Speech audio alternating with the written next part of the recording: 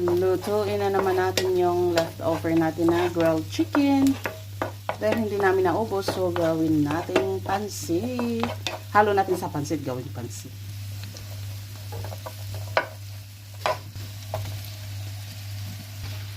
O, diba? Sayang itapon, hiniwa-hiwa ko dyan. Halo natin sa spaghetti. Maglagay tayo ng konting tuyo, konti lang. Then oyster sauce. Lagyan natin ng ground pepper. Then pwede na natin isunod yung spaghetti natin. Ito na mga langga, di ba?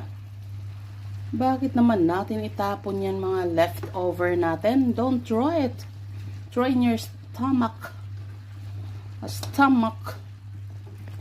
O, di ba?